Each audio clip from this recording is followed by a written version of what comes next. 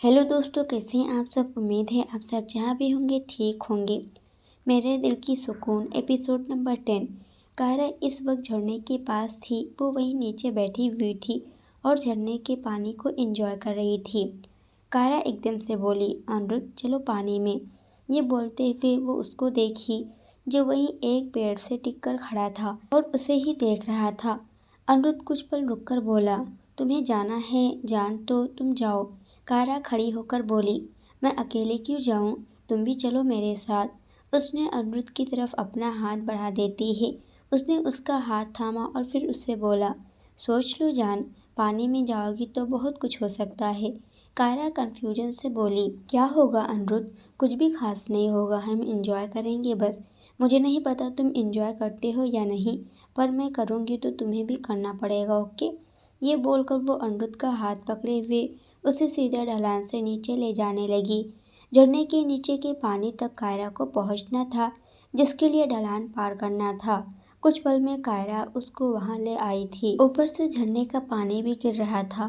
कायरा ने एक बार ऊपर देखी और फिर मुस्कुराकर बोली, कितना सुंदर है ना अनिरुद्ध, और कितना साफ है ये पानी ना। अनिरुद्ध कायरा की तरफ देखते हुए बोला, बिल्कुल तुम्हारी तरह ना। कायरा ने एकदम से अनिरुद्ध को देखी और उससे बोली, क्या मतलब है। उसने उसे अपने पास खींचा और फिर उससे बोला, सीधा सा मतलब जान, पानी साफ है, बेहद खूबसूरत है, बिल्कुल तुम्हारी तरह साफ सुथरा, ना छल से वास्ता, ना दुनिया के फरेब से कोई राबता ना। कायरा मुस्कुराते हुए बोली, वो तो है, अब तुम वायर किंग हो, लेकिन तुम्हारी जान तो ऐसी है और हमेशा ऐसे ही रहेगी, समझे। ये बोलकर वो उससे दूर हुई और फिर सीधे झरने की तरफ चली गई। अनिरुद्ध गहरी सांस लेकर बोला, मैं तो खुद चाहता हूँ कि तुम हमेशा ऐसे ही रहो जान, हमेशा। वहीं कायरा सीधे पानी के नीचे खड़ी हुई और धीरे धीरे वो भीगने लगी। अनिरुद्ध की नजर कायरा के चेहरे से होते हुए उसकी पूरी बॉडी पर जा रही थी। कायरा वहीं पानी में घूमने लगी। वो एक बार फिर से अनिरुद्ध को देखी और फिर मुस्कुराते हुए एकदम से उसकी तरफ बढ़ गई। कायरा उसके सामने आकर उससे बोली, पहले का नहीं पता, पर अब तो तुम्हें आना ही पड़ेगा अनिरुद्ध। ये बोलकर वो अनिरुद्ध का हाथ पकड़कर उसे खींचते हुए अपने साथ पानी के नीचे ले गई। कायरा ने पानी से अनिरुद्ध पर मारना शुरू कर देती है। अनिरुद्ध बिना किसी भाव के वैसे ही खड़ा था और कायरा को देख रहा था, जो हंसते मुस्कुराते हुए सब कुछ एंजॉय कर रही थी। कायरा को ऐसे खुश देखकर उसकी आंखों के सामने कुछ मंजर याद आ रहे थे। कायरा अचानक से बोली, क्या पहले भी हम ऐसे कभी साथ में एंजॉय करते थे, बताओ ना अनिरुद्ध, मुझे जानना है। अनिरुद्ध ने एकदम से उसके चेहरे को अपने हाथों में भरा और फिर उससे बोला, हमने पहले साथ में बहुत कुछ किया है, पर कायरा तुम्हें नहीं जानना है। पुरानी यादों के बारे में जानकर मुझे कुछ अलग फील होगा और तुम्हें दर्द होगा। फिर कायरा बोली, मुझे तुम्हें दर्द नहीं देना, इसलिए कोई पुरानी बात नहीं, मैं हूँ ना तुम्हारे साथ, हम नई यादें बना सकते हैं। उसकी बात सुन अनिरुद्ध हल्का सा मुस्कुराया और फिर आगे बढ़कर उसने कायरा के फोरहेड पर किस किया। कायरा ने एकदम से आंखें बंद कर ली थी। इस वक्त दोनों के ऊपर झरने का पानी गिर रहा था। वो दोनों पानी में पूरी तरीके से भीगे हुए थे। थोड़ी देर ऐसे ही पानी में मस्ती करने के बाद अनिरुद्ध ने कायरा को पानी से बाहर निकाला और फिर उससे बोला, बस बहुत हो गया जान, अब और नहीं। कायरा मुंह बनाते हुए बोली, ऐसे नहीं होता है, अभी तो मैंने शुरू किया था, आई मीन। अनिरुद्ध बीच में बोला, यू मीन नथिंग जान, ओके, और नहीं। ये बोलकर वो उसे खींचते हुए टेंट की तरफ ले गया। कायरा एकदम से रुककर बोली, थोड़ी देर, बस थोड़ा सा। ये सुनते ही अनिरुद्ध एकदम से उसकी तरफ मुड़ा और फिर अगले पल उसने एक चुटकी बजाई। उसके ऐसा करते ही वहाँ अब बारिश होने लगी थी। कायरा गुस्से में बोली, अनिरुद्ध। ये बोलते हुए वो उसको घूरी। अनिरुद्ध तिरछा मुस्कुराते हुए बोला, चैलेंज नहीं करना चाहिए और परेशान भी नहीं करना चाहिए। अब तुम खुद आओगे या तुम्हें बारिश में भीगना है। ये बोलकर वो खुद टेंट की तरफ बढ़ने लगा। कायरा एकदम से बोली, मैं आ रही हूँ। ये बोलकर आगे बढ़कर वो उसका हाथ पकड़ ली। अनिरुद्ध कायरा को टेंट में ले गया और अब तक अचानक से बारिश बंद हो गई थी। कायरा ने एक बार बाहर देखी और फिर धीरे से बोली, तुम ना बहुत बुरे हो। ये बोलते हुए वो उसको घूरने लगी। उसने कायरा को एकदम से अपने पास खींचा और उसकी आंखों में देखकर बोला, बुरा था नहीं जान, पर अब बुरा बनना पड़ेगा। तुम्हें दिखाना पड़ेगा कि कितना बड़ा बुरा बन सकता हूँ मैं। उसकी बात सुनते ही कायरा की आंखों के सामने एक रात याद आ गई और वो झट से बोली, नहीं, मुझे कुछ भी नहीं जानना, बस ये सब छोड़ो। इधर कपूर पैलेस में सभी लोग डाइनिंग एरिया में बैठे हुए थे और खाना खा रहे थे। प्रिया तानिया को देखते हुए उससे बोली, दी, आपने अनिरुद्ध से कनेक्ट करने की कोशिश की एक बार भी? तानिया कुछ पल रुककर बोली, नहीं, अभी तक नहीं की, पर मुझे पता है अगर मैं कोशिश करूँगी तो वो समझ जाएगा। इसलिए मैं उससे डायरेक्टली मिलना चाहती हूँ, क्योंकि अब वक्त आ गया है कि मैं खुद उससे मिलूँ और अब मैं रेडी हूँ, मेंटली भी और इमोशनली भी। ये बोलते हुए तानिया एक बार निक को देखी। निक कुछ पल रुककर बोला, जान, तुम्हें पता है कल कौन सा दिन है? तानिया गहरी सांस लेकर बोली, इसलिए तो कल मिलने के बारे में सोची हूँ। दिन वो है जिस दिन मैंने गलती की। मुझे पता है कल का दिन मेरे बेटे के लिए बहुत मुश्किल होने वाला है और मुझे कल उसके साथ रहना है, उसकी ताकत बनकर। ये बोलते हुए तानिया के फेस पर हल्की सी स्माइल आ गई थी। अमन तानिया को देखते हुए बोला, बस फिर से कोई प्रॉब्लम नहीं होगी, और मैं तो हूँ ही तुम्हारा प्रोटेक्टर। मैं तुम्हारे साथ रहूँगा और तुम उसके साथ। निक अमन को देखते हुए उससे बोला, कोई ज़रूरत नहीं अमन। अमन बीच में बोला, निक उर्फ हेलकिंग, मैं अपनी ड्यूटी से पीछे नहीं हट सकता। तुम जानते हो, जब से मैंने खुद को जाना है तब से मुझे सिर्फ एक ही काम मिला है, तानिया दी यानी कि हेवन की प्रिंसेस को प्रोटेक्ट करने का काम। मैं ये नहीं छोड़ूंगा। तानिया मुस्कुराते हुए बोली, वो तो तुम हमेशा करते हो, कल भी कर लेना, बस अब इस बारे में कोई बात नहीं होगी। प्रिया की नजरें अचानक से बनी की तरफ चली गई, जो कि कहीं खोया हुआ था। वो खाना नहीं खा रहा था, बस अपनी प्लेट की तरफ देखते हुए कुछ ज़्यादा सोच रहा था। ये देखकर प्रिया मन में बोली, कुछ तो गड़बड़ है। थोड़ी देर बाद सभी ने अपना खाना ख़त्म कर लिया। प्रिया बनी को ढूंढते हुए बाहर गई तो वो देखी कि बनी चांद की तरफ देख रहा था और उसके चेहरे पर एक हल्की सी स्माइल तक नहीं थी, जबकि बनी की आदत थी हर वक्त मुस्कुराने की। वो उसके पास जाकर बोली, क्या हुआ है? उसने प्रिया को देखा और फिर उससे बोला, mom, I am not feeling good. पता नहीं अजीब सा लग रहा है मुझे। आई डोंट नो मैं। प्रिया बीच में बोली, शांत, बिल्कुल शांत। ये बोलकर वो बनी को वहीं बेंच पर बैठाई और फिर खुद उसके पास बैठकर बोली, अब बताओ मुझे कि क्या फील हो रहा है? तुम्हें कोई नेगेटिव एनर्जी फील हो रही है? बनी अचानक से बोला, नेगेटिव नहीं मॉम, सिर्फ नेगेटिविटी होती है तो बात अलग होती है। निशा फील हो रही है मुझे। ये सुनते ही प्रिया की आंखें हैरानी से बड़ी हो गई। वो धीरे से बोली, व्हाट? वो यहाँ आसपास नहीं, ऐसा नहीं हो सकता। मुझे दी को बताना पड़ेगा और जीजू को भी बताना पड़ेगा। ये बहुत बड़ी बात है। बनी अपनी मोम को देखते हुए उससे बोला, बहुत बड़ी बात है मोम, इसलिए मुझे बहुत टेंशन हो रही है। मुझे वो बहुत स्ट्रांग फील हो रही है। I don't know why. ऐसा लग रहा है कि वो देख रही है, वो दूर है, इतने पास नहीं है, लेकिन मेरी पावर ऐसी है कि मैं उसे बहुत स्ट्रांगली फील कर रहा हूँ। वो कुछ सोचते हुए बोली, अगर उसकी जगह कोई और हुआ तो? वो खुद क्यों आएगी? उसे ये सब करने की ज़रूरत नहीं है। वो चाहती तो डायरेक्टली अटैक कर सकती। मतलब बनी बीच में बोला, नहीं कर सकती मोम। पहले भी जब हम यहाँ आए थे, जब भी ऐसा फील हुआ था, और उस वक्त बड़े पापा ने पूरे पैलेस के चारों तरफ एक कवच बनाया है जिससे वो ब्रेक नहीं कर सकती। आप जानती हैं ना। वो कुछ पल रुककर बोली, ओके, अनिरुद्ध से कनेक्ट करो, उसे बताओ। बनी अचानक से बोला, मॉम, कुछ बिखरेगा तो नहीं? वो तुरंत बोली, कुछ बिखरने नहीं दिया जाएगा, हम सब एक साथ हैं ना, कुछ नहीं होगा, और मैं जा रही हूँ। ये बोलकर वो खड़ी हो गई। वो उन्हें देखकर बोला, कहाँ जा रही हो मॉम आप? वो हल्का सा मुस्कुराकर बोली, अपने किंग से मिलने। आई एम आल्सो वेम्पायर और वो मेरा किंग है, उसे मिलना पड़ेगा, ध्यान रखना। ये बोलकर प्रिया वहाँ से चली गई। इधर कायरा इस वक्त टेंट में आराम से सो रही थी और अनिरुद्ध उसे देख रहा था। कायरा के लिए उसने यहाँ पर बहुत सारी चीज़ें अरेंज की थी और कायरा अब धीरे धीरे अनिरुद्ध की पावर को एक्सप्लोर कर रही थी, जिस वजह से वो बहुत ही खुश थी। उसने कायरा के चेहरे पर आते हुए बालों को धीरे से हटाया और फिर खुद से बोला, इजहार करने की चाहत है पर इजहार कर नहीं सकता, यही तो मेरी खासियत है। और इससे आगे वो कुछ बोल पाता कि तभी बाहर से आवाज़ आई, जिसे सुनते ही उसकी आंखें एकदम से बड़ी हो गई। वो तुरंत टेंट से बाहर गया और सामने देखकर वो बोला, क्या कर रही हैं आप यहाँ पर? ये बोलते हुए उसकी आंखें नॉर्मल हो चुकी थी। प्रिया मुस्कुराते हुए बोली, वेलकम द वेम्पायर किंग, आपने अपनी शपथ पूरी की और आप आ चुके हैं। मैं थोड़ी लेट हूँ, पर पूरा वेम्पायर वर्ल्ड आपका इंतज़ार करता है। अनिरुद्ध अपने दोनों हाथ बांधकर बोला, मुझे नहीं आना इस वक्त वहाँ पर।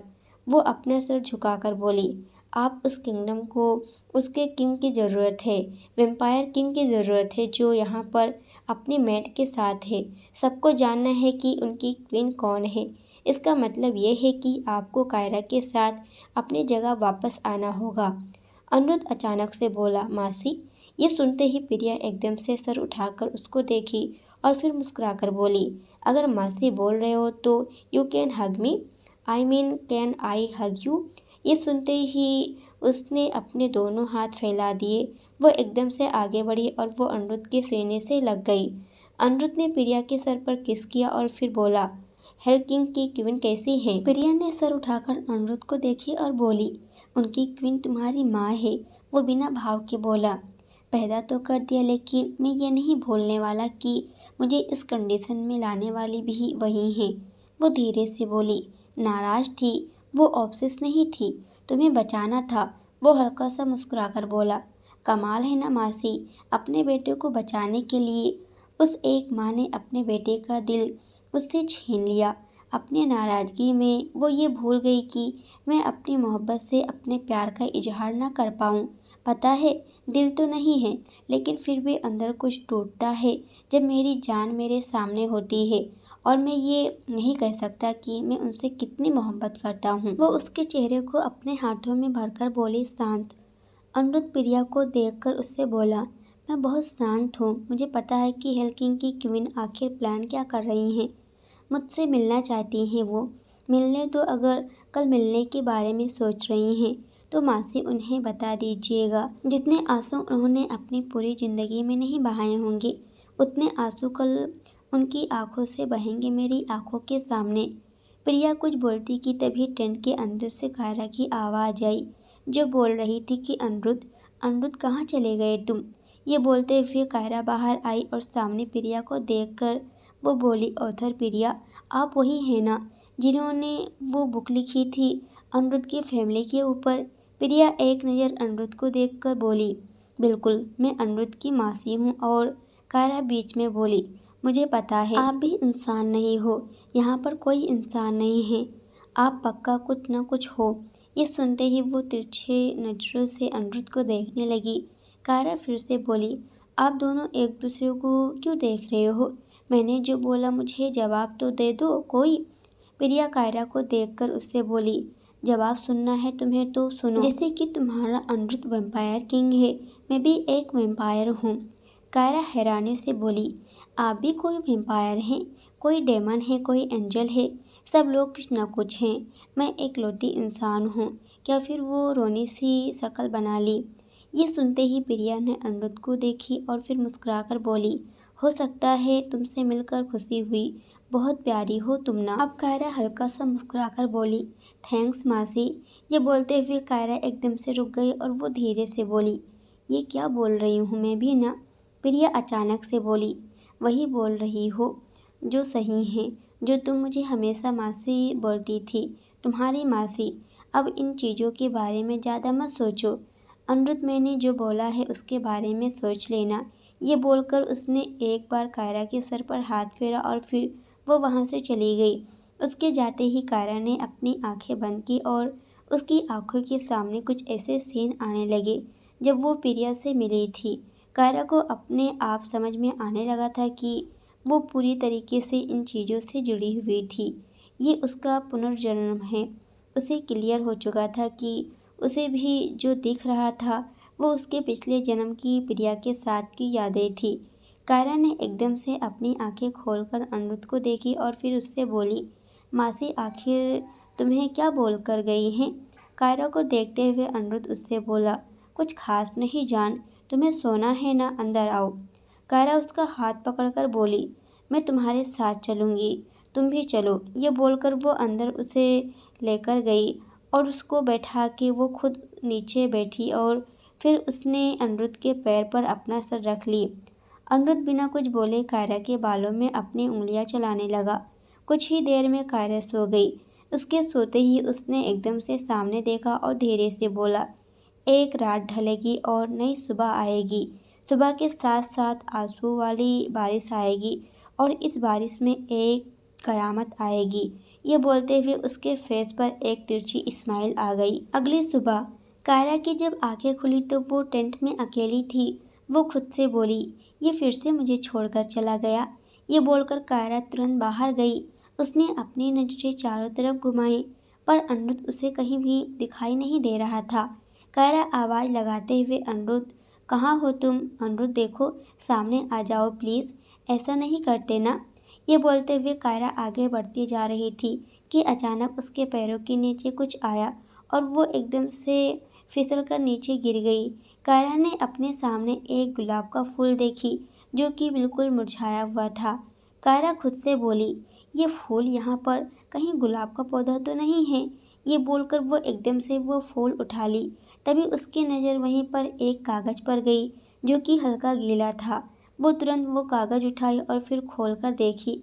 उसमें कुछ लिखा था। कायरा धीरे से बोली, तुम्हें लगता है तुम जिंदा हो, तुम्हें लगता है तुम बहुत अच्छी हो, पर क्या करें, मौत आने से पहले शिकार यही सोचता है कि उसकी ज़िंदगी हर चीज़ से आज़ाद है। तुम कभी आज़ाद नहीं हो सकती। निशा तुम्हें कभी आज़ाद नहीं करेगी। ये पढ़ते ही कायरा के दिल की धड़कनें एकदम से बढ़ चुकी थी। उसको पता नहीं चलता पर उसकी आंखें एकदम से मिली हुई और अचानक से नॉर्मल हो गई। कायरा धीरे से बोली, नहीं ऐसा नहीं हो सकता। वो उस गुलाब और उस कागज़ को वहीं पर छोड़ दी और एकदम से खड़ी हो गई। कायरा ने अपनी आंखों के सामने उस गुलाब को और उस कागज़ को जलते हुए देखी, जिसे देखते ही वो 2 कदम पीछे हट गई। कायरा चारों तरफ देखते हुए बोली, अनिरुद्ध तुम यहाँ पर आओ, मुझे अभी अभी तुम मेरे पास चाहिए। ये बोलकर वापस टेंट की तरफ बढ़ गई। कायरा जैसे ही टेंट के पास पहुंची उसकी नज़र अनिरुद्ध पर गई जो कि वहीं पर खड़ा था और चारों तरफ देख रहा था। कायरा एकदम से जाकर उसके सीने से लगी और फिर उससे बोली, कहाँ चले गए थे तुम? मैं तुम्हें ढूंढ रही थी। तुम्हें पता है ना मैंने क्या देखा और मैं कितना डर गई थी। अनिरुद्ध ने उसे खुद से अलग किया और फिर बोला, क्या देखा तुमने? जान तुम ठीक तो हो ना? यह बोलते हुए कायरा के चेहरे को अपने हाथों में भर लिया। कायरा कुछ पल रुककर बोली, मैं ठीक नहीं हूँ। मैंने अपनी आंखों के सामने वो फूल, वो कागज़, सब कुछ जलते हुए देखी है। मैं इसके आगे कायरा कुछ बोल पाती कि अनिरुद्ध ने एकदम से उसके फोrehead पर हाथ रखा और उसने अपनी आंखें बंद कर ली। कायरा ने जो जो देखी थी, जो पढ़ी थी, वो सारी चीज़ें उसके दिमाग में आने लगी। थोड़ी देर बाद अनिरुद्ध ने अपनी आंखें खोली और धीरे से बोला, हमें यहाँ से निकलना होगा जान, अभी के अभी। ये बोलकर उसने एकदम से कायरा को अपने पास खींच लिया। कायरा कन्फ्यूजन से बोली, ये निशा मेरे बारे में जान चुकी है, वो मेरे पास आने की। इसके आगे वो कुछ बोल पाती कि अनिरुद्ध ने झुककर उसके ओठों पर अपने हाथ टिका लिए। इसी के साथ कायरा की आंखें बंद हो गई। कुछ पल बाद अनिरुद्ध कायरा से अलग हुआ और उससे बोला, जान। सुनते ही कायरा ने अपनी आंखें चारों तरफ घुमाई। इस वक्त वो अनिरुद्ध के कमरे में थे। अनिरुद्ध कुछ पल रुककर बोला, कहीं नहीं जाना जान, यहीं पर बैठना है तुम्हें। कायरा लाचारी से बोली, इंसान हूँ मैं, कुछ भी बोलो, सांसें लेती हूँ, दिमाग है मेरे पास, दिल भी है, इतनी कन्फ्यूजन में कैसे रह लूँ? दिल में हलचल होती है क्योंकि कुछ महसूस हो रहा है। तुम्हें नहीं समझ में आ रही है मेरी फीलिंग, मेरी प्रॉब्लम, मेरी हालत। ये बोलते हुए कायरा अपने कदम पीछे ले रही थी। कुछ ही पलों में वो बेड पर बैठ गई और फिर सर झुकाकर कुछ सोचने लगी। कायरा ने एकदम से अपनी आंखें बंद की। तभी उसे कुछ फील हुआ और वो वापस अपनी आंखें खोली तो अनिरुद्ध उसके सामने घुटनों के बल पर बैठा हुआ था। कायरा धीरे से बोली, नहीं आऊँगी मैं तुम्हारी बातों में। सुना तुमने, तुम मुझे हर्ट कर रहे हो। एक पल की खुशी देते हो, अगले पल कुछ ऐसा कर जाते हो कि मुझे ये सोचना पड़ता है कि तुम मुझे क्या समझ रहे हो, या मैं तुम्हारे लिए कोई डॉल हूँ जिसे कुछ फील नहीं होता क्या? अनिरुद्ध अचानक से बोला, आज वही दिन है जान। हाँ जान, वही दिन है जब सब कुछ खत्म हुआ था। ये सुनते ही कायरा एकदम से उसकी आंखों में देखने लगी। अनिरुद्ध उसके गाल पर हाथ रखकर बोला, वही दिन है जिस दिन मुझे श्राप दिया था, वही दिन जिस दिन मैंने तुम्हें खोया था, खुद तुम्हारे दिल पर खंजर चलाई थी। कायरा धीरे से बोली, क्या? अनिरुद्ध कुछ पल रुककर बोला, आज ही वो दिन है जान जब सब कुछ खत्म हो चुका था। ये बोलकर वो एकदम से खड़ा हो गया। वहीं कायरा अभी भी अपनी जगह पर बैठी हुई थी। कायरा अचानक से बोली, मासी कल तुम्हें कुछ बोल रही थी, क्या बोल रही थी वो तुम्हें? मुझे सीधे तरीके से बताओ। ये बोलते हुए वो खड़ी हो गई। वो चाहती थी कि मैं उनकी बहन से मिलूं। कायरा बिना एक पल गवाए बोली, उनकी बहन तुम्हारी माँ है ना, तुम्हारी मॉम तानिया। उन्होंने जो भी किया उसका कोई वजह, इससे आगे वो कुछ बोल पाती। तभी अचानक से एक बहुत झटके से नीचे गिरा। कायरा ने एक बार उसकी तरफ देखी और फिर वो अनिरुद्ध को देखी जो कि गुस्से में उस तरफ घूर रहा था।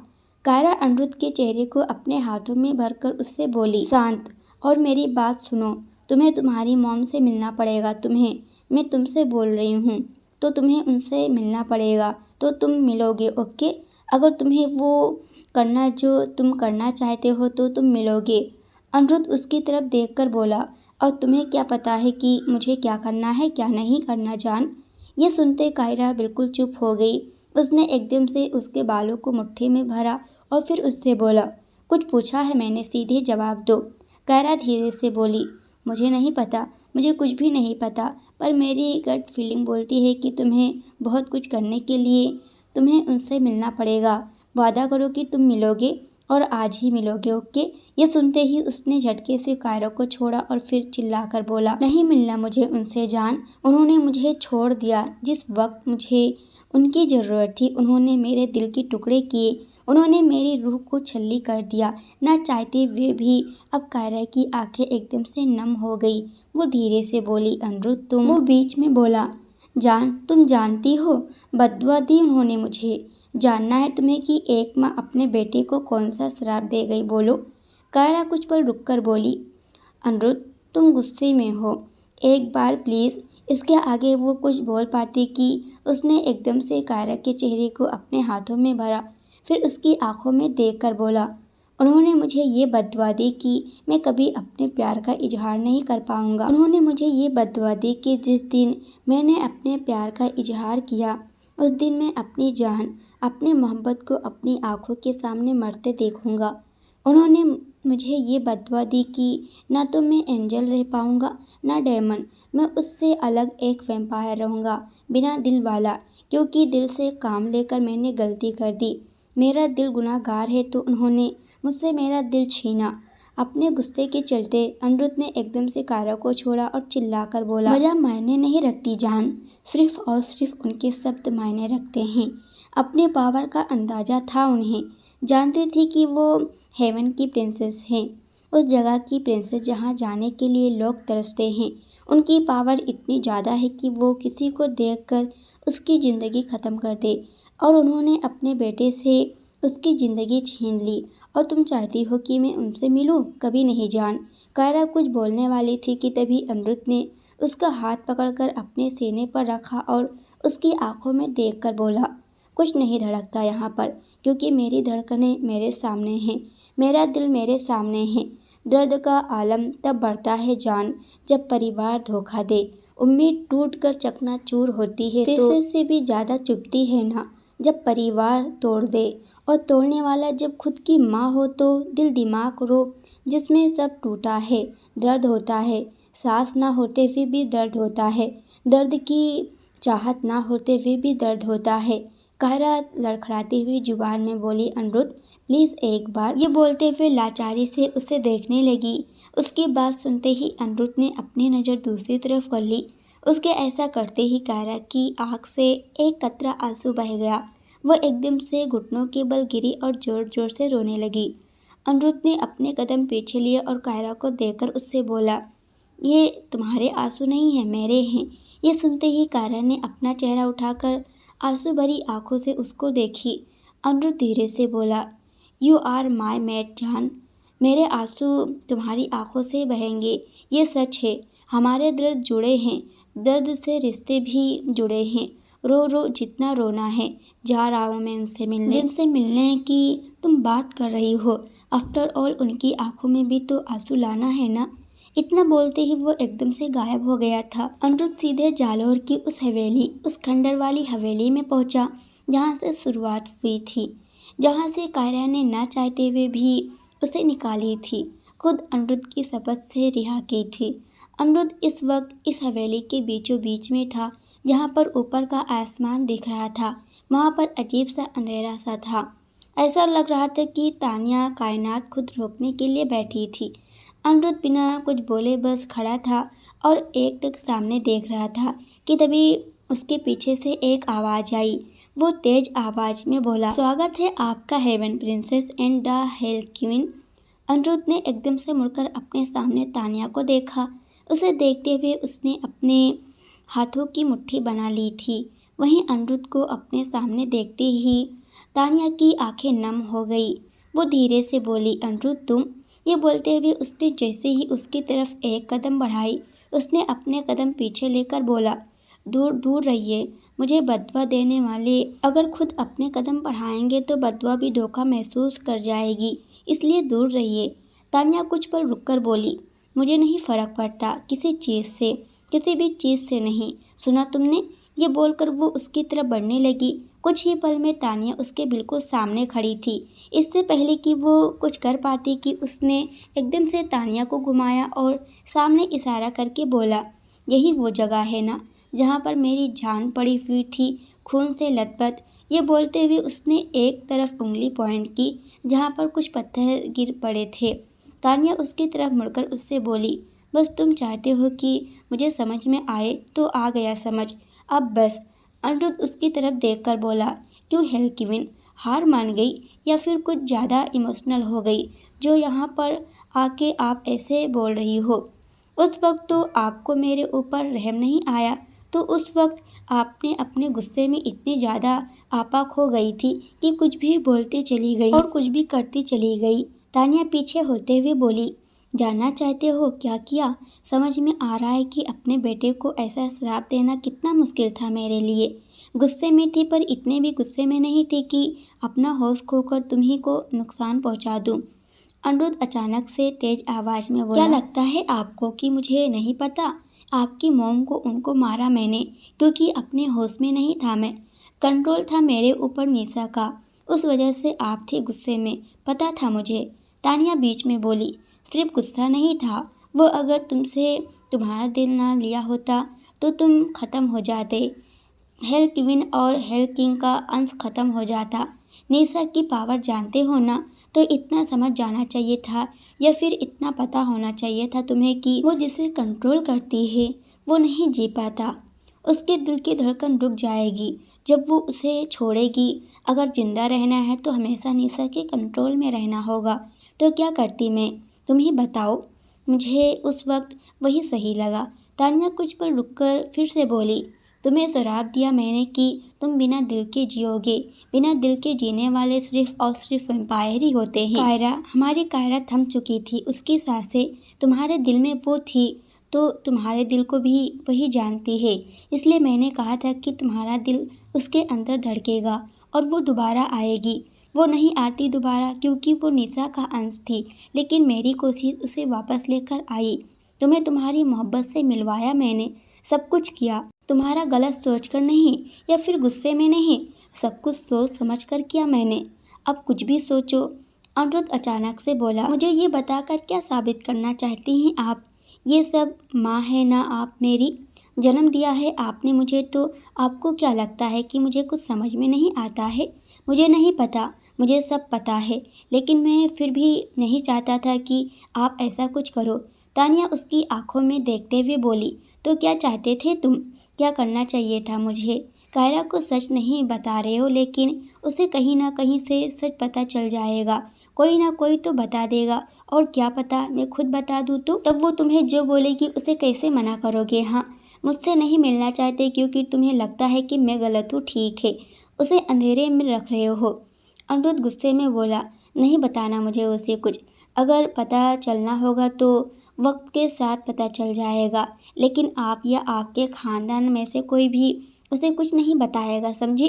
तानिया हल्का सा मुस्कुराकर बोली, जहाँ तुम हो वहाँ से मैं सालों पहले निकल चुकी हूँ। मैंने निक को आज़ाद करने के लिए अपना बच्चे को कुर्बान कर दिया। प्यार में मैंने भी कुर्बानी दी। अनिरुद्ध तानिया की तरफ देखते हुए बोला, मुझे पता है कि आपने क्या किया है अपने खानदान के लिए, अपने निक के लिए, और आपने क्या कुर्बानी दी, पर आप ये भी जानती थी कि निशा के काबू में था मैं। अनिरुद्ध ने एकदम से उसको उसके कंधे से पकड़ा और उसकी आंखों में देखकर बोला, आप जानती थी कि वो हमें बर्बाद करना चाहती थी। आप जानती थी कि जान उसका अंश थी। आपने ये सब कुछ छुपाई, सिर्फ मुझसे नहीं, हेल किंग से भी छुपाई। सबसे सब कुछ छुपाने के बाद एक झटके में जब सब बिखेरा तो रात का वक्त। अनिरुद्ध जैसे ही अपने कमरे में पहुंचा, उसकी नज़र कायरा पर गई, जो कि ऐसे ही बेड से टिक कर नीचे बैठी थी और वो सो रही थी। अनिरुद्ध कायरा के सामने घुटनों के बल बैठा और वो गौर से उसके चेहरे को देखने लगा। कायरा का पूरा चेहरा रोने की वजह से लाल हो चुका था। अनिरुद्ध धीरे से बोला, बस ये आखिरी बार था। ये बोलकर उसने कायरा को जैसे टच किया कि तभी कायरा एकदम से अपनी आंखें खोलकर बोली, अनिरुद्ध तुम आ गए। इतना बोलकर वो एकदम से उसके सीने से लग गई और अनिरुद्ध कायरा की पीठ पर अपना हाथ रखकर बोला, आ गया जान, और अब तुम्हारी आंखों से आंसू नहीं बहने चाहिए। दोस्तों आज के लिए इतना ही। इसके आगे क्या होगा ये हम देखने वाले हैं अगले वीडियो में। जब तक ये देखिए, वीडियो पसंद आए तो वीडियो को लाइक कमेंट जरूर कीजिएगा। अगर आप इस चैनल पर नए हो तो बेल आइकन भी प्रेस कर लेना। पूरी वीडियो देखने के लिए आप सभी का बहुत बहुत धन्यवाद।